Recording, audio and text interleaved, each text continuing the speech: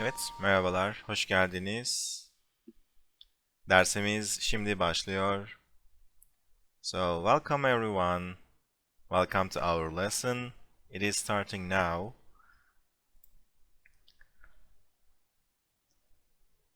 It's great to see so many people being ready in the channel. I know you guys are waiting for it. I was also waiting for other people to join. You know, we always start like with a 5 minutes extra time. And I also do the final checks. Anyway, you already see the lesson content for tonight.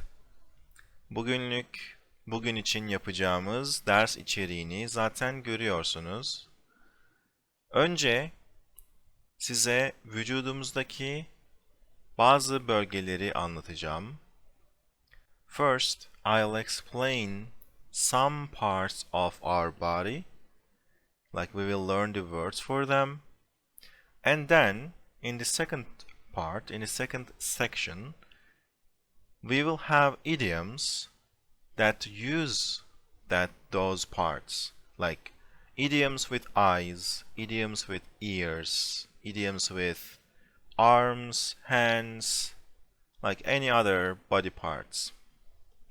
And of course, there are so many of them, like there are actually too many of them. We can't have everything in one lesson. Maybe in other lessons, in future lessons, not next week, but in a few weeks later, maybe we can focus on one body part and learn more idioms with them. But for now, I try to make it general with many parts, and I try to pick at least 3 idioms for each part. So that's like, I mean, in the lesson announcement, I know I said 15 idioms, but that didn't go as planned. We will learn in total 36 idioms. I know it's a lot. I wanted to put it simple. So let me quickly give you an overview. First, we will see the body part. Then for each part, we will have these tables. We will fill them in together. We will have our practice. We will have our example sentences. And then, if we have enough time left, we will have extra idioms that you guys maybe have heard, or maybe we can grab some things from English, try to say them in Turkish. First, let's start with this. Parts of the body. Vücudumuzun bölgeleri, vücudumuzun bölümleri. I know that some of them are not mentioned here. The biggest important one is like shoulder. Maybe we can talk about shoulders in the extra parts. These words are all these parts, and we will fill them in together. They are in a random order. So we are starting with this, burun. Or maybe we can start with this order, that will be better. We are starting at this, so head. For head, where do we go? We go to either kafa or baş. What is the difference? There's no difference. They are synonymous. But there is still a difference in the style. Some people find saying kafa a bit more impolite or rough, maybe. Some people prefer saying baş. It's more about their style, how they prefer to use words. You can use either of them. I personally also use baş, but sometimes I say kafa. That also depends on the idioms or expressions. Like when you have a headache, most of the time we say başım ağrıyor, not kafam ağrıyor. So they either depend on the style, preference, or they depend on the certain phrases. With certain phrases, we use a certain option. Okay, you will only be learning them if you do more practice. We can't really, make every possibility like into one lesson. So the point here, you just need to know both are possible. So we go to kafa or baş in this lesson. And when we talk about idioms, you will see that baş is a bit more common with these idioms. So kafa or baş.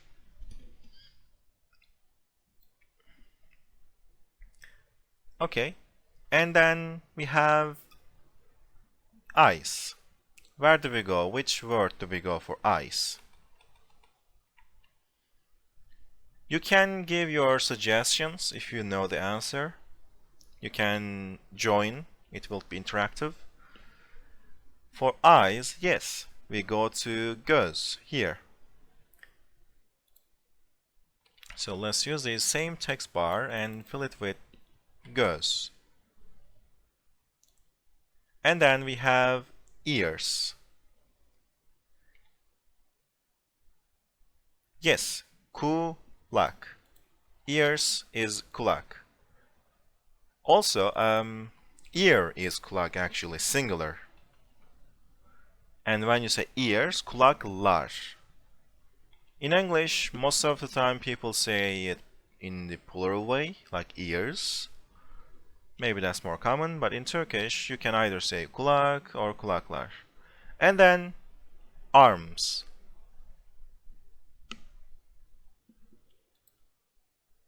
Yes, for arms we have kol. Kol or kollar. Also, fun fact, kol is also used for controllers. You know, Xbox controllers, like the console. We also call them kol. I don't know why, but they are just kol. Oyun kolu. Okay, and then hand. Yes, very short, just two letters. El. Exactly. And I believe this should be like legs.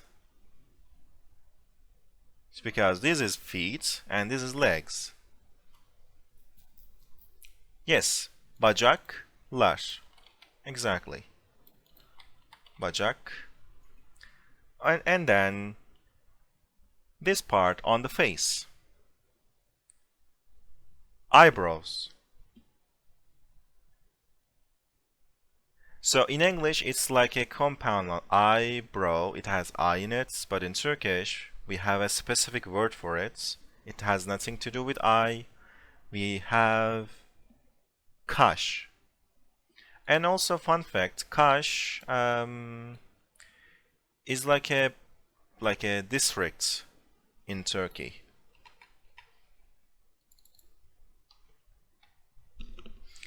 Okay, and nose. Burun, güzel. We have a specific case with burun. Does anyone know or remember that?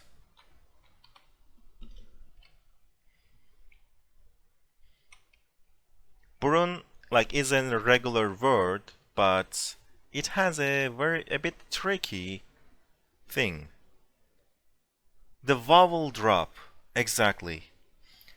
Sometimes with some words, especially when they have u, ü, I in the last syllable, like here, burun, the last syllable, it has u in it. When you put another suffix that starts with another vowel, which is the genitive case, like un, we burunu. Instead of having three u's, burunu, we drop this one here. It becomes burnu, or benim burnum. Yes, this can be observed with other words like şehir, şehir, şehrim, oğul, oğlum. Burun is just one of them. you need to memorize them. There's a rule, but it doesn't work always. There are also so many exceptions. Okay, and I believe this should be about lips.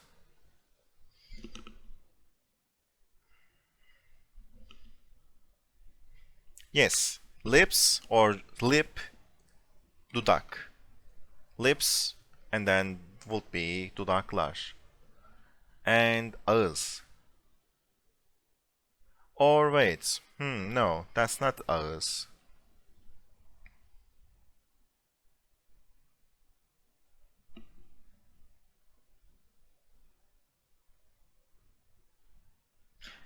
That is ağız and that is dil. It could be dish, but I didn't take that into the table. Let me quickly check. After dudak, we will have ağız. So let's keep this with ağız. So we need to change this.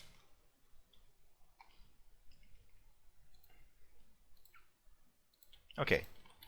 Everything is back on track, and then ağız.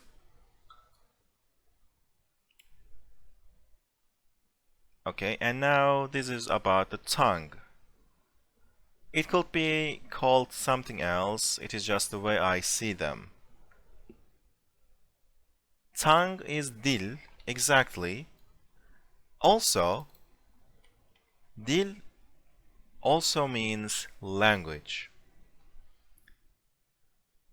So when we say dil, we can mean a tongue or language. Like you can say, I know 2 languages. 2 dil biliyorum. Or my tongue hurts. Benim dilim acıyor.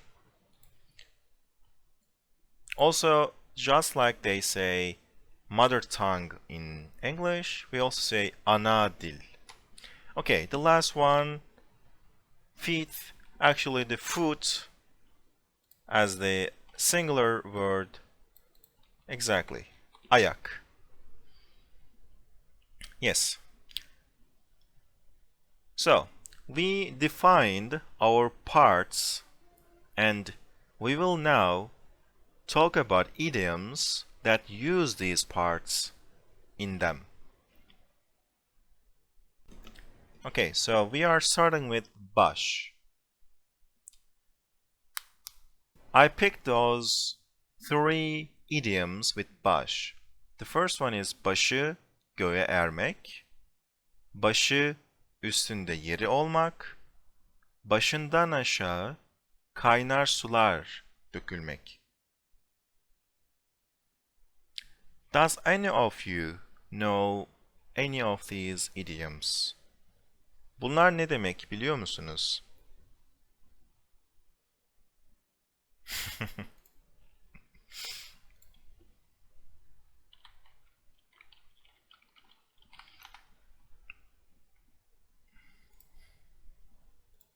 So, you will indeed learn new idioms in this lesson.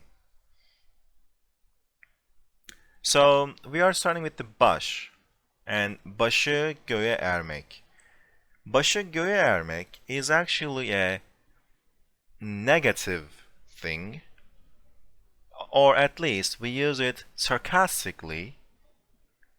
When we say it for someone, we are usually mad or we don't approve them. And why? What is the literal translation? What is the logic behind this? Başı göğe ermek. So we need to break it into parts. So baş, we know baş. Here is the genitive ending, like someone's head. Gök with the k, but it's softened here because of e. The actual word is gök with this k. That means the sky. Gök means sky.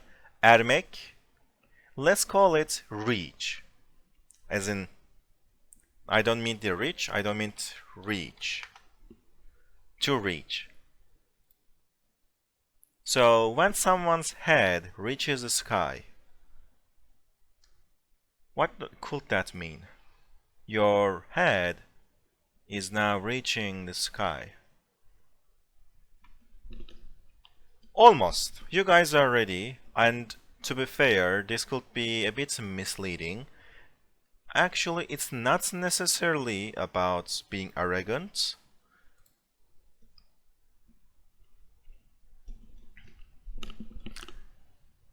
It could be, it has two meanings.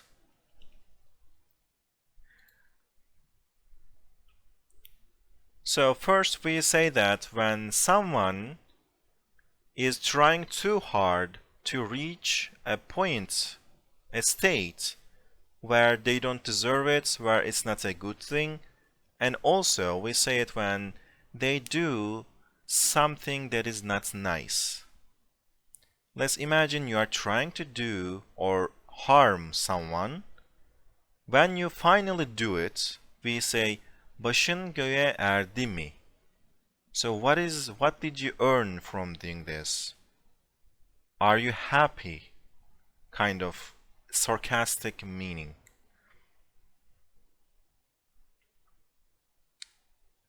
Like, was it worth it? Exactly. Now that you did it, like, are you now in the sky? Did your head reach the sky? Did you get something? But the answer is no.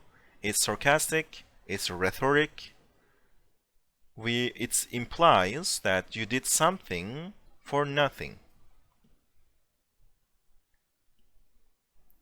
Or you did something that wasn't nice for everyone, for your only benefit. Let's say that you lied to do something, you finally got it, but the other friend knew that you were lying, then they tell you, başın göğe erdi mi? Okay, the actual definition for this is yaraşık olmadığı için bir şeyi elde ettiği için çok sevinip böbürlenmek.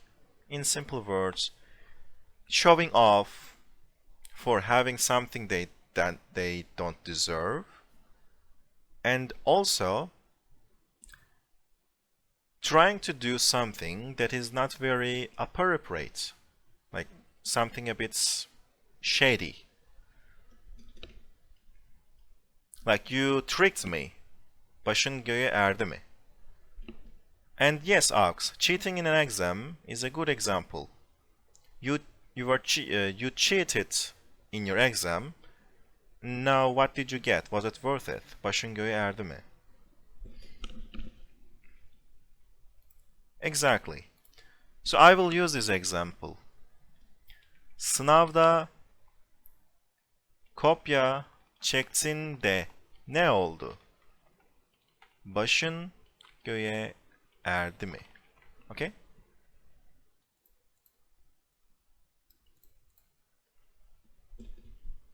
Yes. And your definition also applies here, Megan. Okay, so I hope that's clear. Oh, when I move the things, for some reason it went back.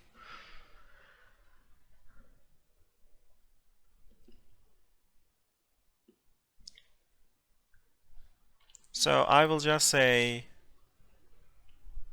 showing off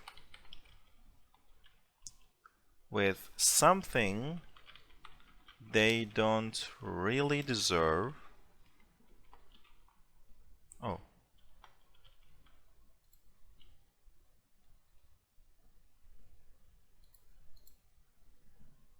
My text is not displaying on the screen.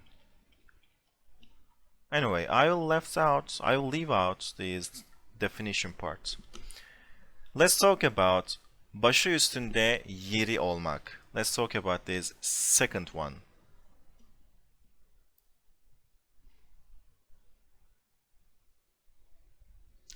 Başı üstünde yeri olmak.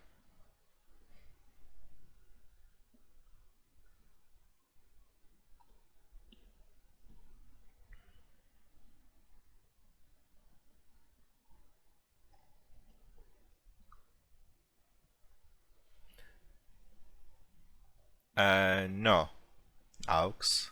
Again, let's break this down into words. So again, baş, we have head. Üstünde.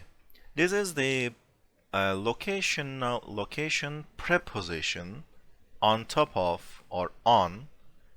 Yeri olmak. Yer is the place. No, it means you always have a place on the top of my head. Meaning, you are always so important, you are always so precious, your place is always high. You are always welcome. It's not about living in the head rent free. It's more like you're always welcome and I will always treat you highly. To be always welcome. That is another alternative. Ciğerimin köşesi. So, for example, when do we use this? We use this idiom when someone says they will visit you at your place, for example. They say they will come for a drink, for a dinner, and then you say, of course, you're always welcome. Tabii ki, başımın üstünde yerin var. So, her zaman gelebilirsin. Başımın üstünde yerin var.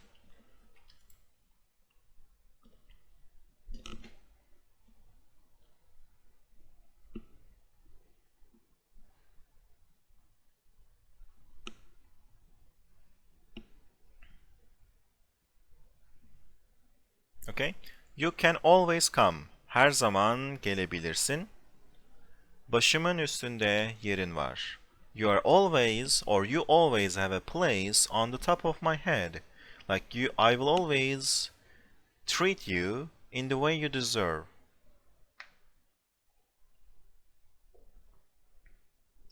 Andy, no. This is welcome as in not like thanking, not like a response to thank you. It is welcome as in you can always come physically.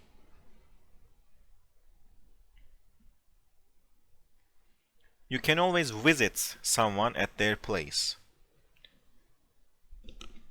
Okay, so for example, someone enters the server, then they say they will visit us another time, then I say, of course, you can always join the server, you can always join the lessons.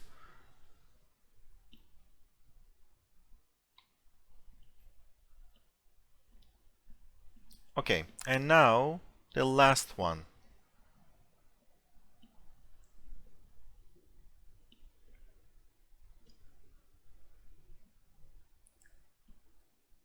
Başından aşağı kaynar sular dökülmek.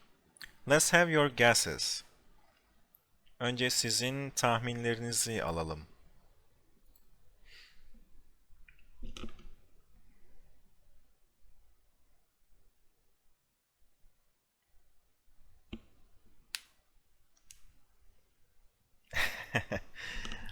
Yes.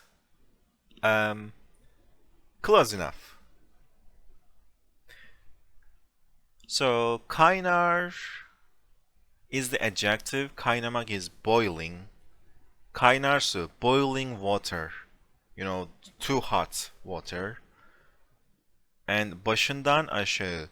Aşağı is also another preposition going downwards from the head down my body. And dökülmek is like pouring.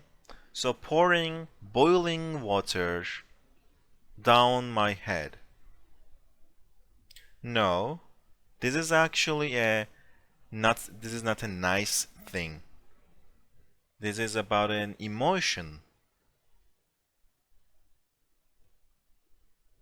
Getting angry a little bit. Let's call it to be shocked. Wait. To be shocked. But you are too shocked. Like something is very shocking, but because it either makes you angry, makes you sad. So kocamla arkadaşımı yatakta görünce başımdan aşağı kaynar sular döküldü. Wait, I will find a solution to this display issue in a bit. Let's put it that way. Yes. Now it won't disappear every time.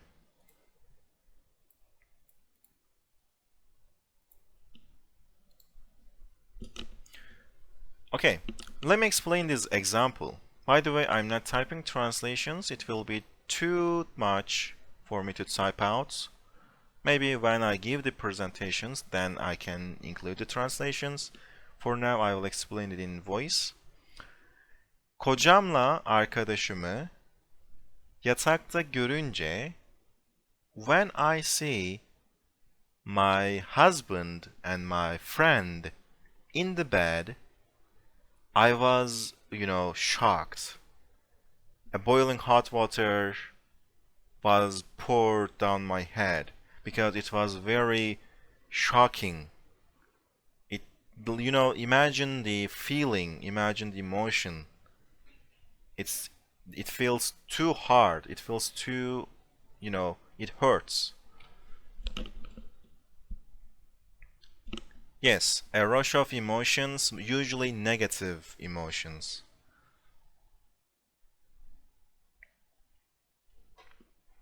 When you are happy, we don't use this.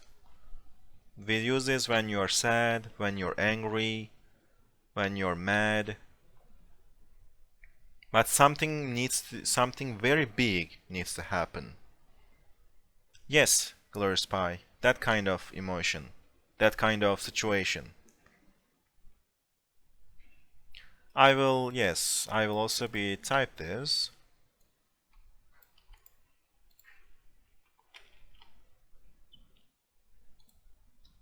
Okay.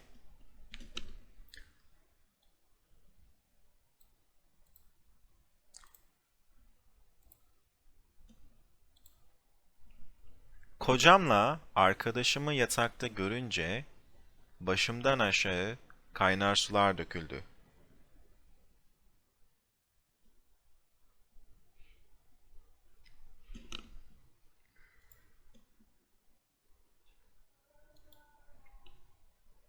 Okay, so I hope now these 3 examples are clear. Maybe you don't know all of these words individually, but as whole phrases, when you see them, you should at least recognize the emotions of this. Okay?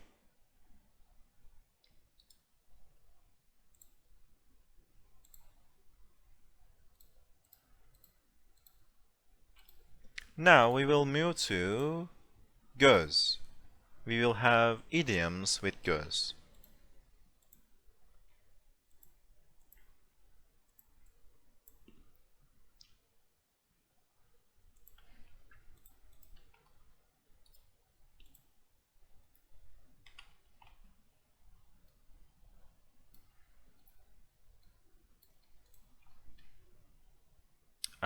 Wait.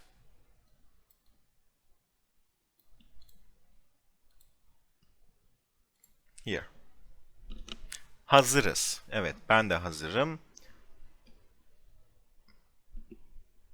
This will be easy to explain this time. To be honest, the previous idioms were very figurative. They were very poetic. But now this will be a bit more easy to guess. So let's start with göz koymak. What could it mean? We know göz means eye, but what is put? It is koymak. Put eye? when we put our eyes. What could that mean?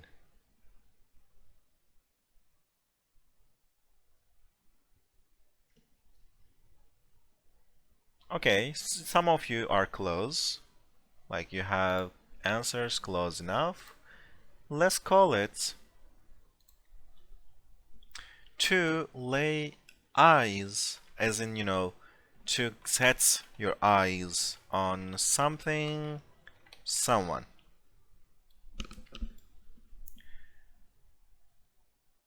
Yes, I know there's also a song like I got my eyes on you.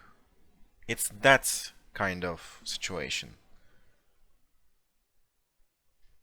It's wanting something. So, o adam karıma göz koydu. That man laid eyes on my wife.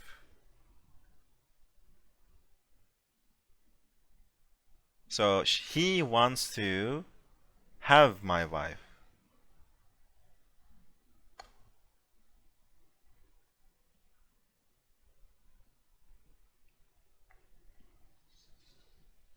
Or, yes, you can say that for an object.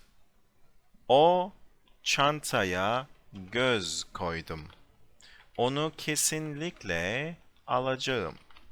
I set my eyes on that bag. I will definitely buy it.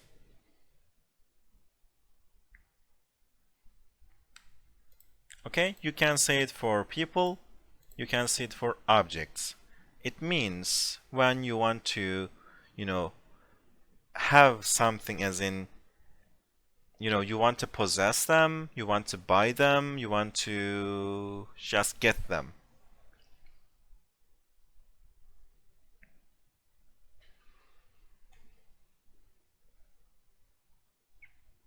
Pizzama göz mü koydun? It's correct. It's correct.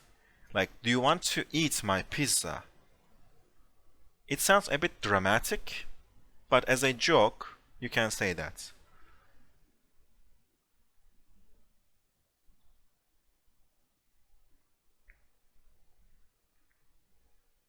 Yeah, we like exactly.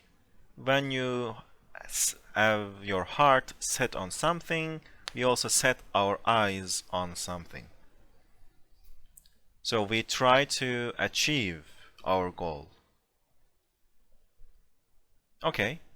And gözünde büyümek. The second one. Let's talk about that. Gözünde büyümek.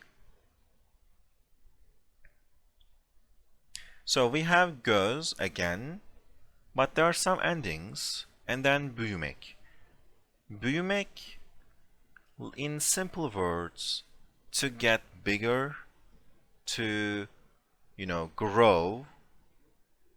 And these endings, genitive and locative, in someone's eyes, like growing, getting bigger in someone's eyes.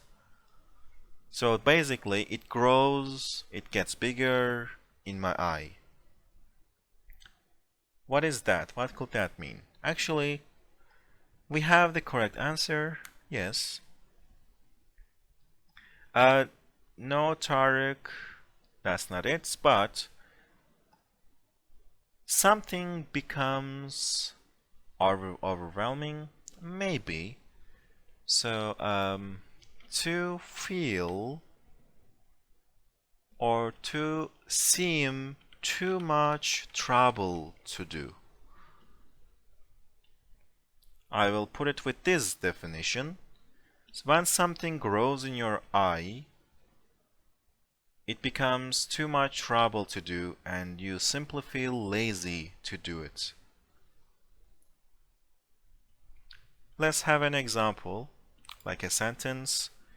Ödev gözümde büyüdü. Ödev means homework. So the homework is growing, getting bigger in my eye. I feel too lazy to do it. Yapmak istemiyorum. I don't want to do it.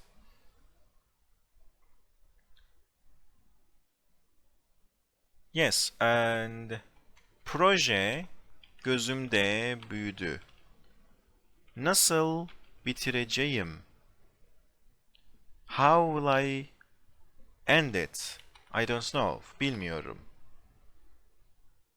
You can say this for anything you feel lazy to do. Going to the school, going to work, cooking, cleaning the room, finishing a project, doing homework, anything.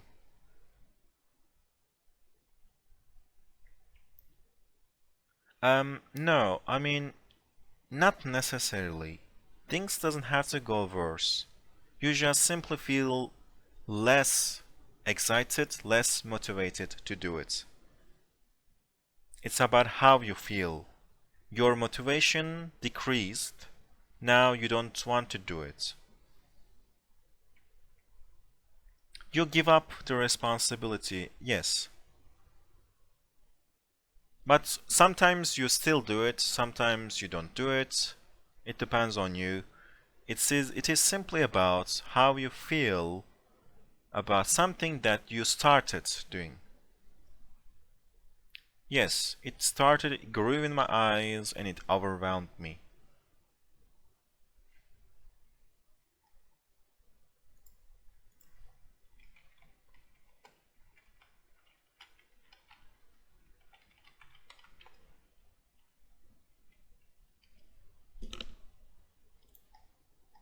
Okay.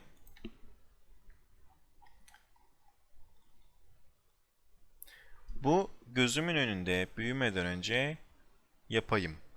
Correct? Yes. Before this gets bigger and before I feel lazy to do it, I should do it. I better do it now. Okay. Yes, you guys got this. And now let's talk about gözüne sokmak. Gözüne sokmak. So now I will give you the individual words. Göz, as usual, I. Dative here, like to someone's eye. Sokmak, like sticking, you know. There's something and you are sticking it in their eye. It's not stinge, it's like stick. Poking, maybe that's a better verb. You have something and you're poking it, sticking it in their eye. Or shoving.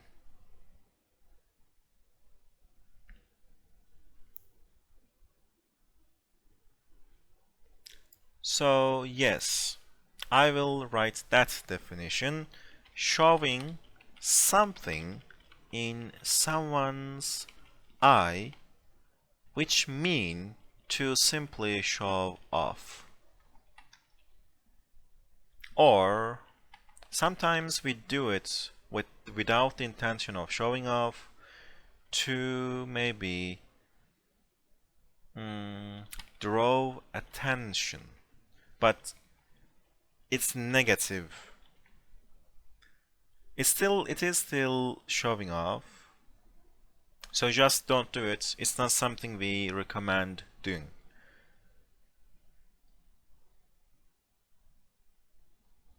I mean, I don't know that English saying. Let me quickly Google. Do not waste good things on people who will not appreciate them. No. No. It's not like this. Let's say that, or let's use this example. Kocasının ona aldığı yüzüğü gözümüze sokuyor. I don't know why, but I'm still using the marriage examples. So, kocasının ona aldığı yüzüğü gözümüze sokuyor. She is shoving the ring that her husband bought for her. So, you know, they got married recently, or the husband proposed to her, and now she is happy, but she is showing off. She's, flashing it. Maybe that will give you a better idea. We also see it in videos. TikTok, Instagram videos. People try to, you know, show things in the close-up angle. Yes, aux, that's better. That's better. So, anladım. Gözüme sokmana gerek yok. Like, okay, I get it. We saw it. No need to show it in our eyes.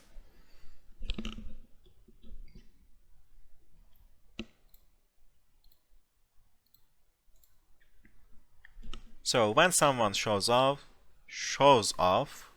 you can say this. Yes, showing in face. In English, you show in something in someone's face. In Turkish, we do it in eyes. Because we want to show it. Like we want them to see it.